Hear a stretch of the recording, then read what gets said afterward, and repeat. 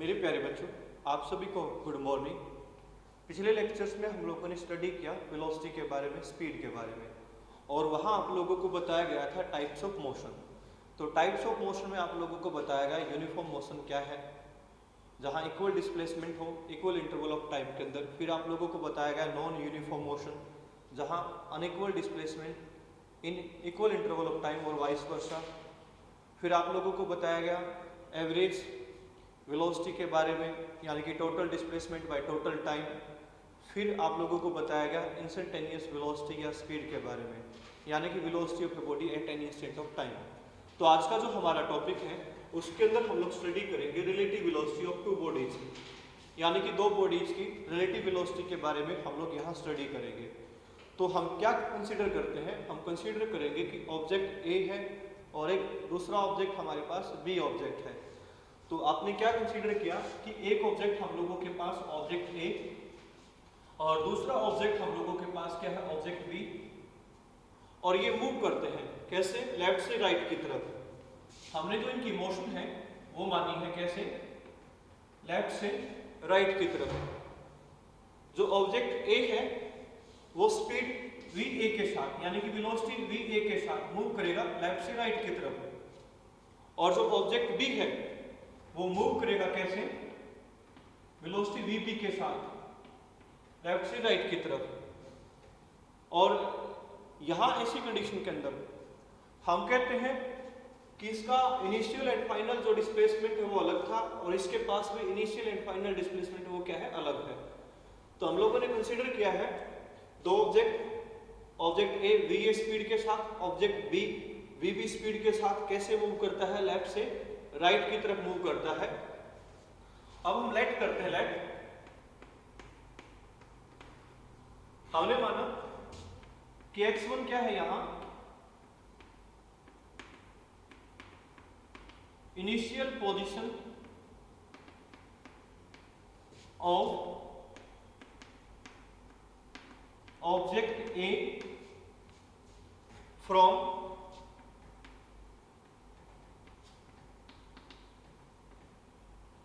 Origin point. कोई भी origin point था, यानी कि ओरिजिन पॉइंट का मीनिंग क्या है, यहां जहां से बॉडीज ने मूव करना स्टार्ट किया था उस पॉइंट को हम यहां नाम देंगे ओरिजिन पॉइंट।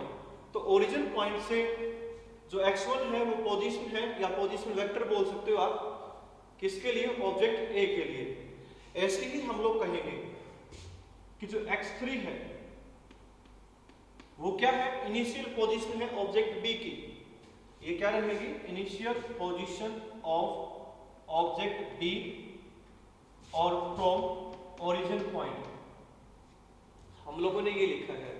यानी कि x1 और x3 आपके क्या है, इनिशियल पोजीशंस हैं, एक ऑब्जेक्ट ए के लिए है और दूसरी ऑब्जेक्ट बी के लिए है। ऐसे ही हम लोग लिखेंगे। अब x2 जो है वो है initial position, sorry final position of object A from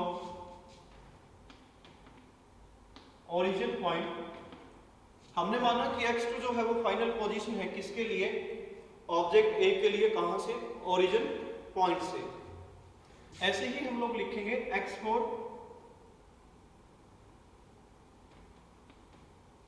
ये फाइनल पोजीशन रहेगी, final position of object B from origin point.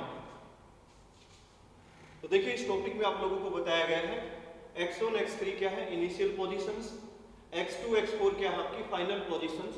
एक ऑब्जेक्ट ए के लिए है, दूसरी ऑब्जेक्ट बी के लिए है। अब हम लोग पढ़ के आ चुके हैं किसके बारे में, वेलोसिटी के बारे में। तो वेलोसिटी हमारे पास होती क्या है, डिस्प्लेसमेंट बाय टाइम। अब हम क्या देखेंगे, x1 इनिशियल थी और जो आपके पास x2 है वो फाइनल थी। तो डिस्प्लेसमेंट होता है क्या हमारे पास, फाइनल पोजीशन का डिफरेंस किसके साथ, इनिशियल पोजीशन के साथ। तो यानी कि डिस्प्लेसमेंट ऑब्जेक्ट ए के लिए क्या आ जाएगा हमारे पास, x2 - x1। और यहां जो टाइम लिया गया है ये जो कंडीशन है आपकी इनिशियल जो कंडीशंस है वो टाइम t1 पर मानते हैं हम लोग, और जो फाइनल पोजीशंस हैं वो टाइम t2 पर मानते हैं हम लोग। तो यहां हम लिखेंगे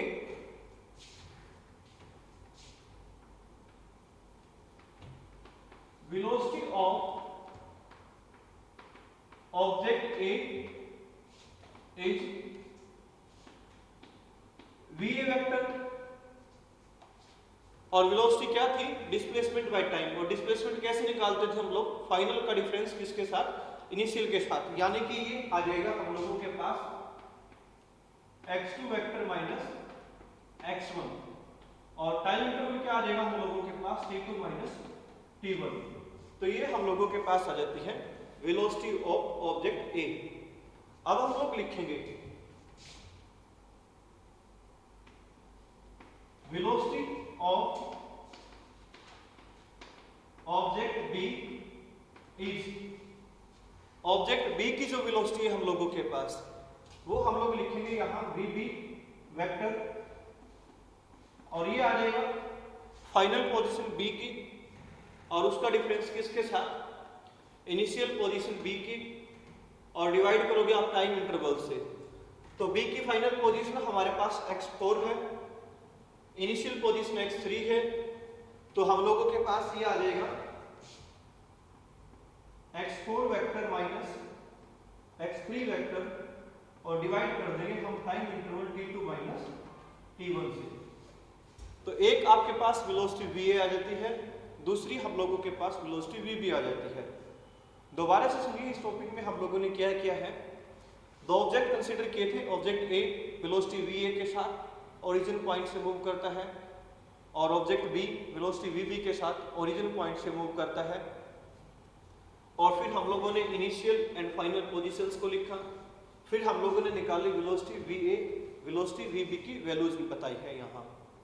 अब देखिए हम एक इक्वेशन को नाम दे देते इक्वेशन ए के, और दूसरी इक्वेशन आपके पास मान लीजिए इक्वेशन 2 के नाम से है।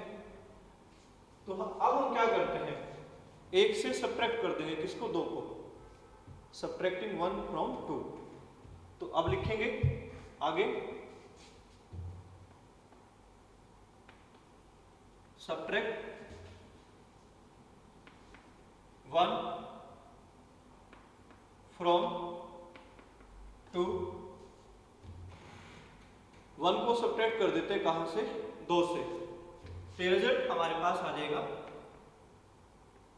वीबी वेक्टर माइनस वीए वेक्टर, और this is equal to VB minus VA, ये आएगा हम लोगों के पास x4 minus x3 by time interval t2 minus t1, minus का साइन है यहाँ, और ये आ जाएगा x2 माइनस x1, और डिवाइड में आ जाएगा टाइम t2 माइनस t1। अब आप लोगों को पता कॉमन क्या है, नीचे से 1 by t2 minus t1 common है, अंदर हो जाएगा हम लोगों के पास x4 minus x3 minus x2 minus और माइनस माइनस प्लस यानी कि x1। और उसके बाद हम लोग क्या करेंगे, इनिशियल पोजीशंस को अलग लिखें, फाइनल पोजीशंस को अलग लिखें। आप लोगों को पता है final position x4 and x2 है, इनिशियल पोजीशंस हमारे पास क्या है, x3 एंड x1 है। तो हम इनको इनिशियल्स को अलग लिखेंगे, फाइनल्स को अलग लिखते हैं, तो हम लोगों के पास रिजल्ट आएगा 1 बाई t2 माइनस t1, और अंदर ब्रैकेट में क्या होगा हम लोगों के पास x4 minus x2, x4 minus x2, और यहां माइनस x3 और प्लस x1, यानी कि x1 माइनस x3 होना है इसको।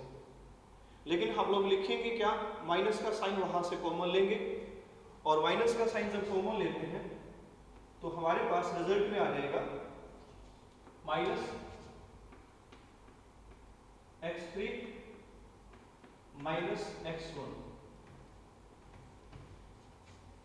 देखिए रिजल्ट आना हमारे पास क्या था, प्लस x1 माइनस x3, लेकिन मैंने माइनस का साइन कॉमन लिया, इसलिए हमारे पास रिजल्ट आ जाता है x3 माइनस x1। अब देखिए ये फाइनल पोजीशन वेक्टर है बी का और ये क्या है फाइनल पोजीशन वेक्टर ए का, और इनका जो डिफरेंस है ये आपको रिलेटिव पोजीशन के बारे में बताएगा, रिलेटिव डिस्प्लेसमेंट के बारे में बताता है। तो ये रिलेटिव डिस्प्लेसमेंट आ जाएगा, रिलेटिव फाइनल डिस्प्लेसमेंट आ जाएगा बी का किसकी रिस्पेक्ट में, ए की रिस्पेक्ट में। ऐसे ही ये इनिशियल पोजीशन वेक्टर है बी का और x1 क्या है इनिशियल पोजीशन वेक्टर ए का, और ये हम लोगों के पास आ जाता है रिलेटिव इनिशियल डिस्प्लेसमेंट। तो हम लोग यहाँ लिखेंगे अब इसको, या ये रिलेटिव फाइनल पोजीशन आ जाएगी आपके पास, ये रिलेटिव इनिशियल पोजीशन आ जाती है, डिवाइड में टाइम इंटरवल हो जाएगा। तो हम लोग लिखेंगे यहाँ relative final position minus relative initial position और डिवाइड में आपके पास time interval t2 minus t1 है। तो रिलेटिव फाइनल पोजीशन का डिफरेंस किसके साथ, रिलेटिव इनिशियल पोजीशन के साथ, ये आपको देगा किसके बारे में इंफॉर्मेशन, रिलेटिव डिस्प्लेसमेंट के बारे में इंफॉर्मेशन। तो ऐसे हम लोग यहाँ लिख लेते हैं रिलेटिव फाइनल पोजीशन को x से और रिलेटिव इनिशियल पोजीशन को x0 से,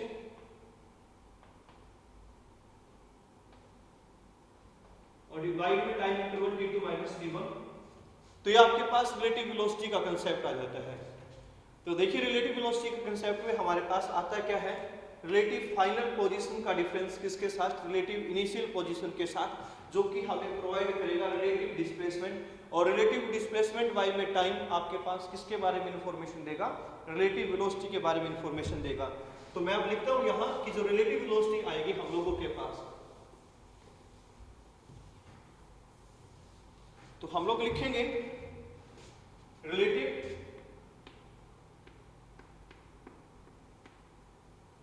velocity of B with respect to A is, हम VB माइनस VA को लिखेंगे, VB minus VA is equal to VBA vector, जो सबस्क्रिप्ट में पहले है उसकी रिलेटिव वेलोसिटी निकालते हैं किसके रिस्पेक्ट में, दूसरे की रिस्पेक्ट में। अब ये रिजल्ट हम लोग लिखेंगे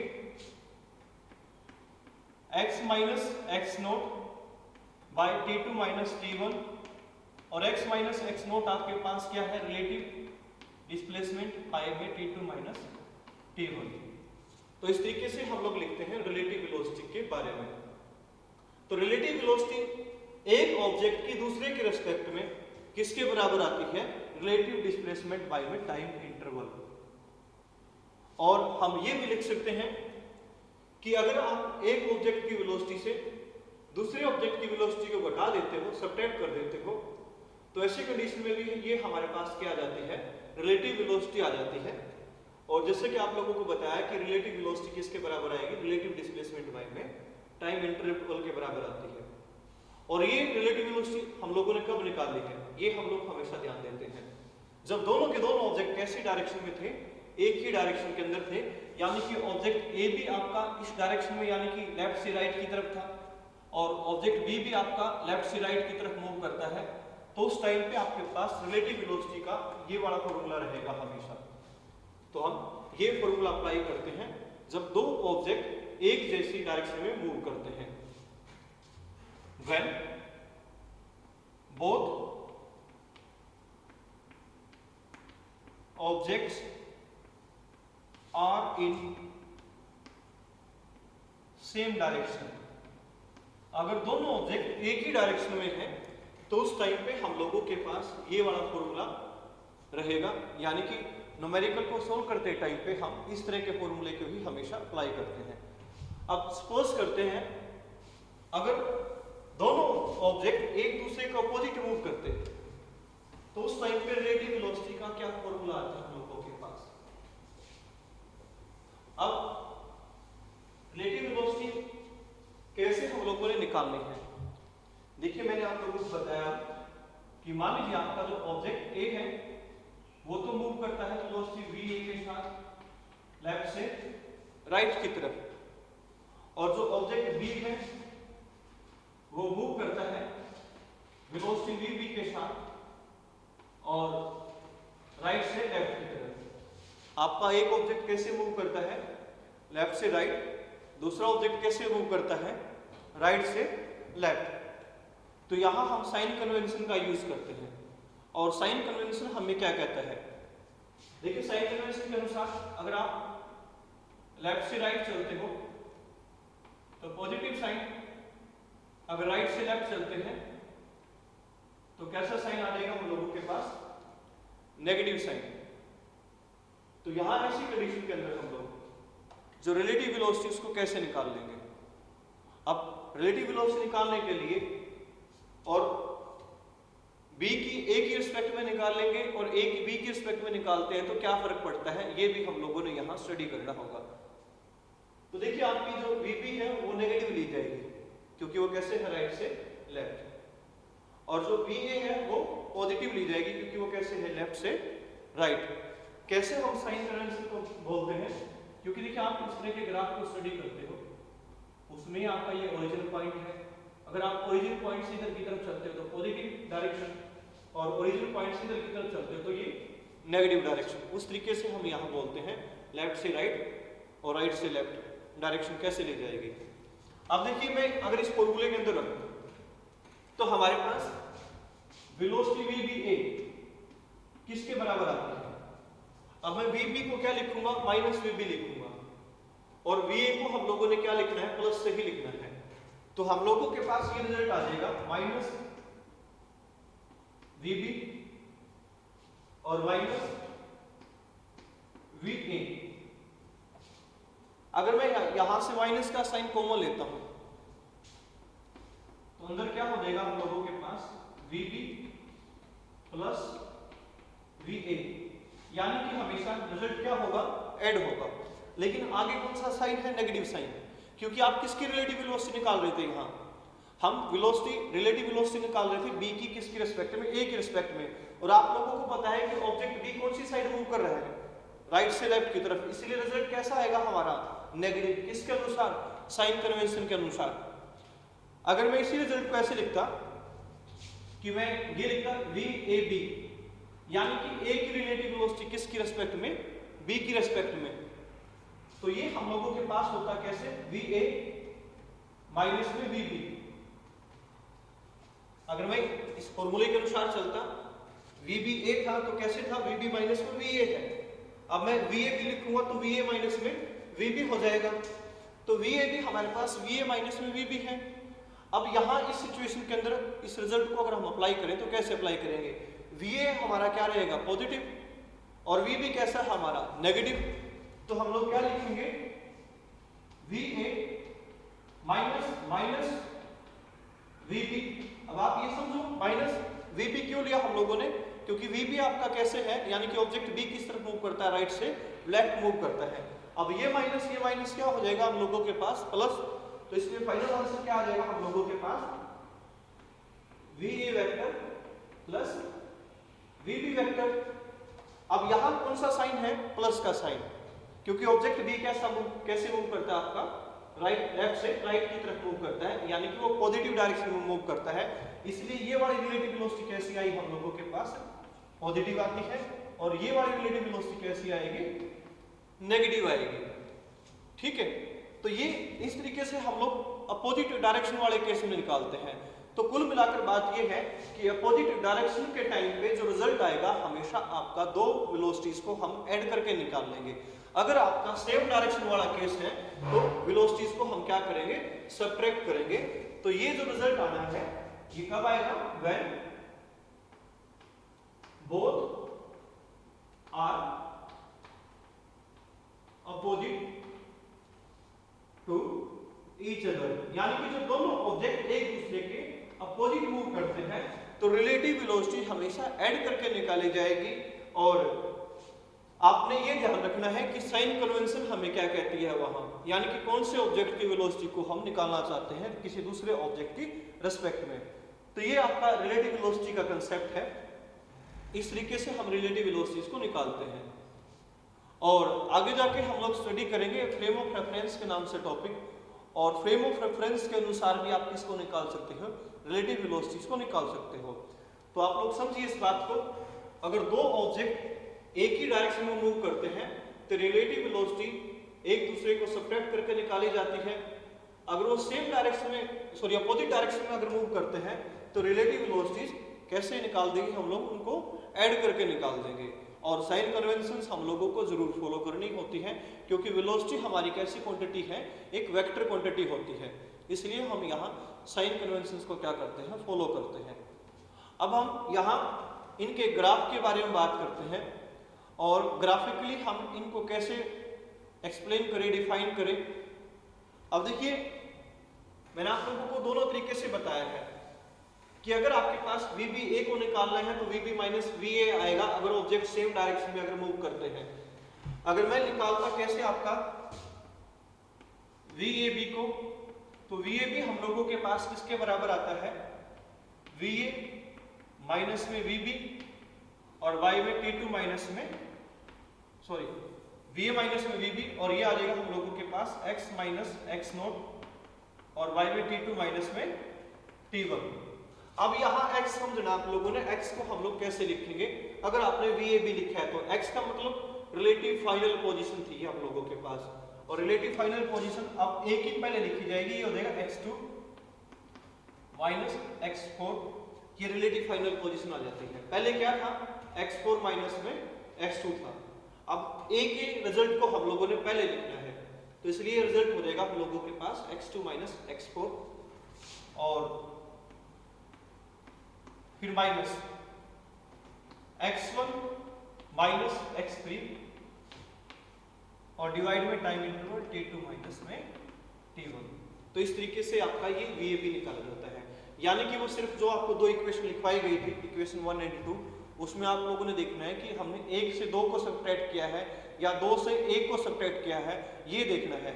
और इस तरीके से ये वाला जो रिजल्ट था हम लोगों ने कब निकाला था, जब हमने 2 से 1 को सब्ट्रैक्ट किया था, और ये कब आएगा हमारा, जब 1 से हम 2 को सब्ट्रैक्ट करेंगे। तो इस तरीके से हमारे पास ये रिजल्ट आ सकते हैं। ये रिलेटिव वेलोसिटी के कंसेप्ट हैं। चलिए अब हम रिलेटिव वेलोसिटीज के ग्राफ के बारे में बात करते हैं कि हम ग्राफिकल पोर्शन को कैसे निकालें, कैसे हम लोग यहाँ सोल्व करें इनके ग्राफ को लेकर, और जो जितने केस बन सकते हैं रिलेटिव वेलोसिटी के, उनके बारे में हम लोग यहाँ बात करेंगे।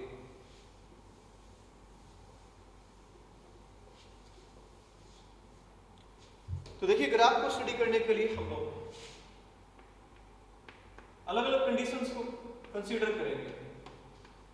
पहली कंडीशन हम लोगों के पास क्या है, फर्स्ट कंडीशन में हम लोग मानते हैं कि जो वेलोसिटी VA है वो बराबर है किसके, VB के। वेलोसिटी VA किसके बराबर आ जाती है, VAB के बराबर आ जाती है। और हम रिलेटिव वेलोसिटी का फॉर्मूला लिख देते हैं, A की रिलेटिव वेलोसिटी किसकी रिस्पेक्ट में, B की रिस्पेक्ट में, ये किसके बराबर था, VA माइनस VB और is equal to X minus X not by time interval T2 minus T1। अब हम लोगों के पास क्या है, VA बराबर है VB के, तो इसका मतलब रिलेटिव वेलोसिटी 0, VAB कितना आ जाएगा हम लोगों के पास, 0 आ जाता है। तो therefore VAB is equal to 0, VAB हम लोगों के पास 0 आ गया है। इसका मतलब क्या होगा, X माइनस X नोट वो भी कितना था, 0 था, यानी कि रिलेटिव डिस्प्लेसमेंट भी कितना है, 0 है। X माइनस X नोट हम लोगों के पास क्या है, ये है रिलेटिव डिस्प्लेसमेंट। इसका मतलब रिलेटिव डिस्प्लेसमेंट कितना है हम लोगों के पास, 0 है। अब हम क्या समझेंगे, X किसके इक्वल है, X नोट के इक्वल है, और X हम लोगों के पास क्या था, X2 माइनस X4, यानी कि X2 माइनस X4 किसके बराबर आ जाता है, ये X1 माइनस X3, ये आ जाएगा। अब यहां से हम क्या कंफर्म करते हैं, जब दो ऑब्जेक्ट एक जैसी वेलोसिटीज के साथ क्या करेंगे, मूव करेंगे, तो उनका रिलेटिव डिस्प्लेसमेंट हमेशा कितना होगा, 0 होगा। इसका मतलब जो उनकी रिलेटिव फाइनल पोजीशन थी वो बराबर होगी रिलेटिव इनिशियल पोजीशन के। X क्या थी हम लोगों के पास, रिलेटिव फाइनल पोजीशन, और X नोट क्या थी, रिलेटिव इनिशियल पोजीशन। तो इसका मतलब स्टार्टिंग से उनके बीच में जो गैप है वो अंत तक बना रहेगा, ये मीनिंग है यहाँ। यानी कि जितना उनके बीच में सेपरेशन था दो ऑब्जेक्ट के बीच में, उतना ही सेपरेशन वो बना रहेगा। कहने का मीनिंग मेरा ये है कि ऑब्जेक्ट ए के और बी के बीच में मान लीजिए स्टार्टिंग से 10 मीटर की डिस्टेंस थी, तो ये अंत तक 10 मीटर की डिस्टेंस के साथ ही क्या करेंगे, मूव करेंगे। और इसी को लेकर अगर हम लोग ग्राफ बनाए तो उस ग्राफ को कैसे स्टडी करते हैं, आप लोगों को पता है एक एक्सिस में टाइम जाएगा, एक एक्सिस में हम लोग स्टडी करेंगे पोजीशन को, और हम लोग क्या मानते हैं कि जो इनिशियल पोजीशन थी किसके लिए, ऑब्जेक्ट ए के लिए, वो हम लोग कंसीडर कर लेते हैं। वो आपके पास कितनी है, x1 है, और ऑब्जेक्ट बी के लिए कितनी थी, x3 थी। x1 initial position object A के लिए, x3 इनिशियल पोजीशन किसके लिए, ऑब्जेक्ट बी के लिए। और ये एक जैसी स्पीड के साथ क्या करते हैं, मूव करते हैं। तो इनके बीच में जो फाइनल पोजीशन आएगी वो भी क्या आएगी, बराबर ही आएगी। तो इस बारे में हमें ये पता लगता है। तो ये आपका इस तरीके से इनको ग्राफ आ जाता है, यानी कि इनके बीच में जो रिलेटिव डिस्प्लेसमेंट होगा वो 0 रहेगा, यानी कि इनके बीच में स्टार्टिंग से जो गैप था उतना ही लास्ट तक बना रहेगा। और अगर आप वेलोसिटी के लिए ये रिलेशन निकालना चाहते थे ग्राफ के अनुसार, तो हम लोग ऐसे एक स्ट्रेट लाइन को दिखा सकते हैं, क्योंकि वेलोसिटी तो चेंज ही नहीं हुई। और हम लोग लिख देंगे कि जो VAB है यहाँ इस केस में वो किसके बराबर है, 0 के बराबर है। तो इस तरीके से ये ग्राफिकल पोर्शन आता है। ये हम लोगों ने कब कंसीडर किया, हमारे पास जब फर्स्ट पोजीशन है, फर्स्ट पोजीशन के अंदर हम लोग ये कंसीडर करते हैं।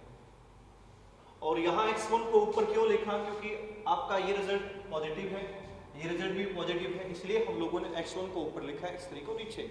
यानी कि ऑब्जेक्ट A जो था वो आपका फास्टली या सबसे पहले था किसी ऑब्जेक्ट B से, ऐसे हम लोग यहाँ कंसीडर करते हैं। तो चलिए अब सेकंड कंडीशन को ले लेते हैं हम लोग यहाँ। और सेकंड कंडीशन हमें किस बारे में इंफॉर्मेशन देगी, उसके बारे में हम लोग यहाँ स्टडी करते हैं। अब हम ये मानते हैं सेकंड कंडीशन के अंदर अगर VA ग्रेटर है किससे, VB से, यानी कि ऑब्जेक्ट A ज्यादा स्पीड के साथ मूव करता है in comparison to object B, तो अब क्या होगा ऐसी कंडीशन के अंदर, इसका मतलब ये है कि जो A है वो ज्यादा डिस्प्लेसमेंट रखेगा किसके कंपैरिजन में, B के कंपैरिजन में। अब देखिए यहां पर हम ग्राफ बनाए तो वो ग्राफ हमें कैसी इंफॉर्मेशन देता है, और ये जो ग्राफ बनाते हैं हम लोग यहाँ पोजीशन वर्सेस टाइम ग्राफ को कंप्लीट करते हैं। अब हम कहते हैं कि ये आपका ऑब्जेक्ट A है जो ज्यादा स्पीड के साथ मूव करता है, और ये आपका ऑब्जेक्ट B है जो कम स्पीड के साथ मूव करता है। इनके बीच में गैप बढ़ता चलेगा, ये इस तरीके से आगे की तरफ खुल जाता है।